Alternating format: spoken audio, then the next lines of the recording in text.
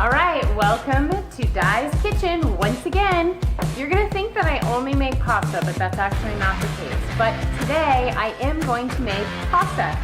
Today I'm gonna make a really simple, basic marinara sauce, tomatoes, onions, garlic, probably a little bit of white wine, some herbs, and then we'll let that simmer on the stove for about 20 minutes while I put together some meatballs. That'll be a mixture of turkey and hamburger, and those will go in the oven. So we're gonna get started on the stove here. I've got the stove on medium-low, and I've got some olive oil in the pan. I'm putting in 1 onion and about 2 good-sized cloves of garlic, or 3 if they're small. This is actually gonna simmer on the stove for probably about 10 minutes to soften them slowly.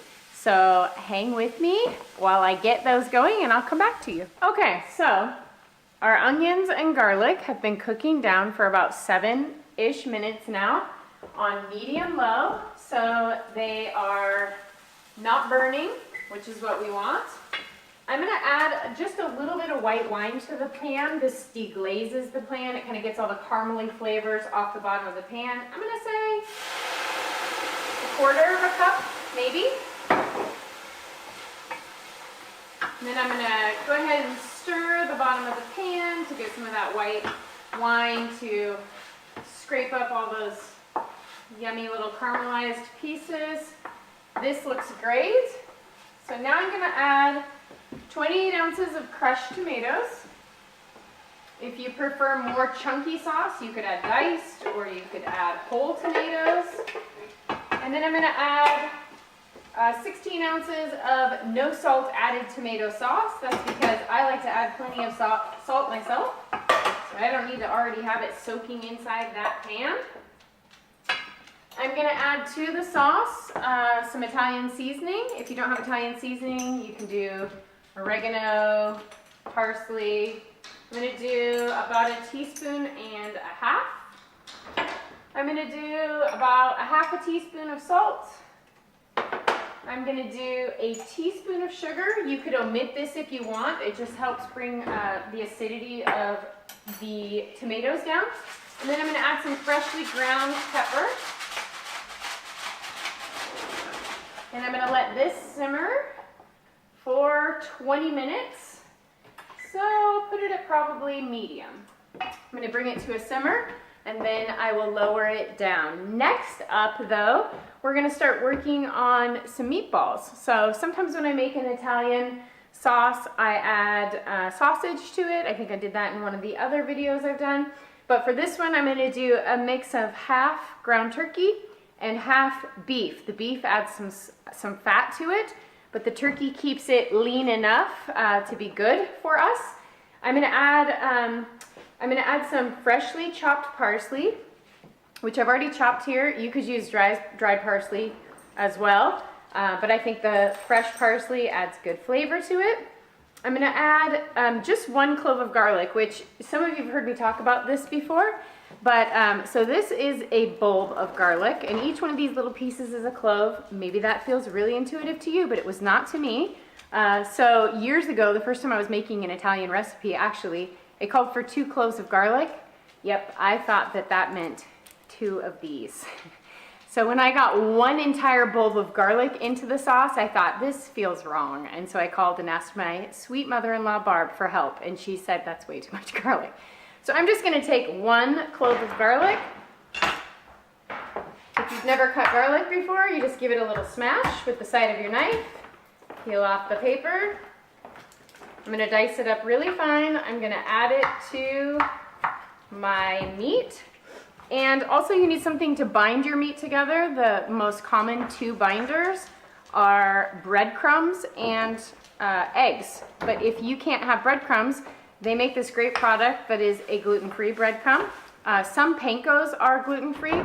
And one time I actually used like a pig's ear, kind of a crumbly smoked bacony thing. I just want to interrupt and say while this is happening, I am doing the glorious job Right. of pooper scooping. He gets to eat this food.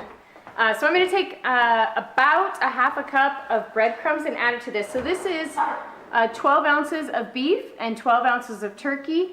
And so that would be 2 slices of bread that you would mash up, or 1/4 of a cup is equal to a slice of bread. So I'm gonna do 1/2 cup of breadcrumbs.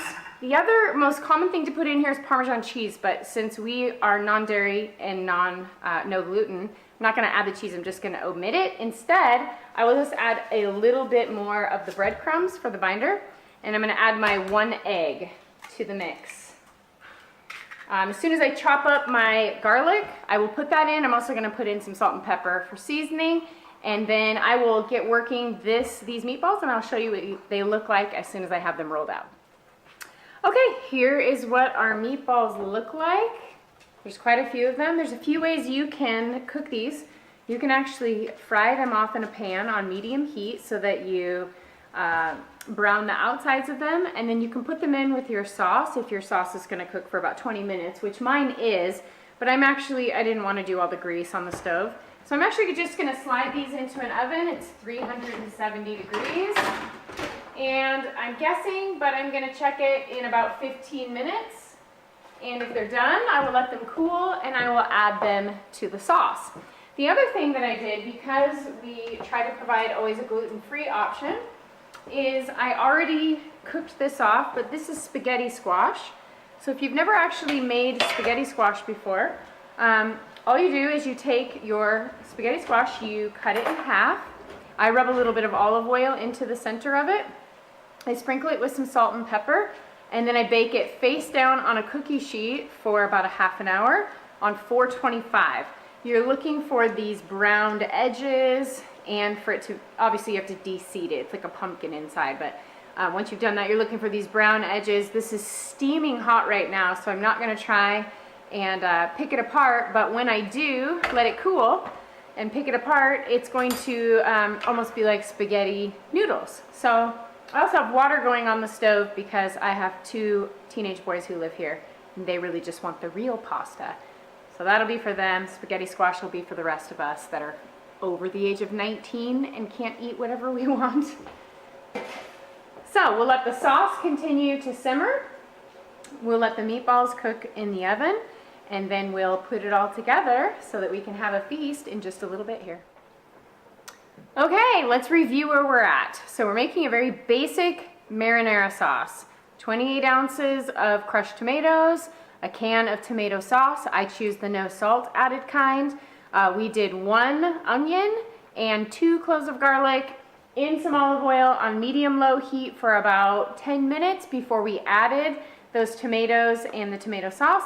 I also added a little bit of white wine to the pan just to give the sauce a little bit of perk. I also just now added a little bit of crushed red peppers and some dried basil. We had already added some Italian seasoning, salt, pepper, and a little bit of sugar. This has now been on the stove on very low because I don't want it to cook down into a paste, which will happen if you're not paying attention. But this has been on low for 20 minutes now. I've got pasta going in the pan for my 2 boys. And now I'm going to show you this spaghetti squash here. So here we have our spaghetti squash that I cut in half. I scooped out all the seeds. I drizzled some oil in the inside of it and rubbed it around and put some salt and pepper, and then I baked it face down on a pan in my oven, 425 degrees, for about 30 minutes. So now, if you haven't seen spaghetti squash before, it's really simple to just pull what looks like noodles right out of the middle.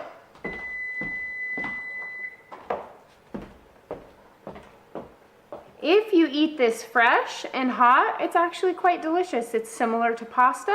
It's got a little more crunch to it, maybe a little more vegetable taste. But this is a great gluten-free alternative to pasta. It's great with a sauce, and especially when it's fresh. You can make this ahead of time and put some in your fridge, and you can use it in vegetable dishes or in pasta dishes throughout the week. I've also frozen this before and then defrosted it to use it. But however you work it out, here is our bowl of spaghetti squash. Okay, last piece is these meatballs. So I'm going to pull these meatballs out of the oven. They've been in here for 10 or 12 minutes. I actually flipped them once, and so we're gonna break open the meatball and just make sure that it's looking like it's nearly done or done in the middle. And the way we know that is there's no pink, but it's also not quite done. You can tell because you can tell by the feel of the meat, it feels a little raw. But now we're gonna add it to our sauce. And this is just so they can finish cooking in the moisture of the sauce. The last thing that I'm going to add is quite a bit of parsley so that it has this fresh element to it. And we're going to let this heat through for just a couple more minutes. If you find that your sauce is getting too thick, you can add just a touch of water, a quarter of a cup or less, to loosen it up. You also should taste test as you go and make sure that it doesn't need salt or anything else. Like I had said, I had added a little more salt. I added some crushed red pepper just to give it a little bit of perk, but we're almost done. I'm just gonna go get those meatballs heated through. Okay, we are at the final step. I have an assistant here, Judah, to help me. First of all, you have to see how the pan looks when the sauce is done. I added a lot of fresh parsley to it. I think that makes all the difference in the world because it tastes fresh. It's very hearty, especially because I added that little bit of white wine to it, add some depth. Judah has the pasta version because he's a teenage boy and he can work it out. Go for it, take a bite. I have the spaghetti squash version because I'm not a teenage boy. The meatballs are done though. They're a mixture of turkey and beef. Nothing like eating pasta on a camera, right?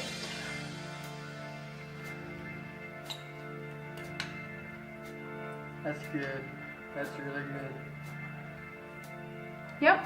I think actually Lots of flavor. the meatballs need salt, so don't forget to salt your meatballs. I should have done that first. But other than that, Oh, I haven't tried they're that good. one. The sauce is a good balance of salt and depth, and the spaghetti squash, you know, makes it healthy. All right. Excellent. I do make other things besides pasta, so next time I'll crack out some non-pasta dish. All right. Have fun cooking.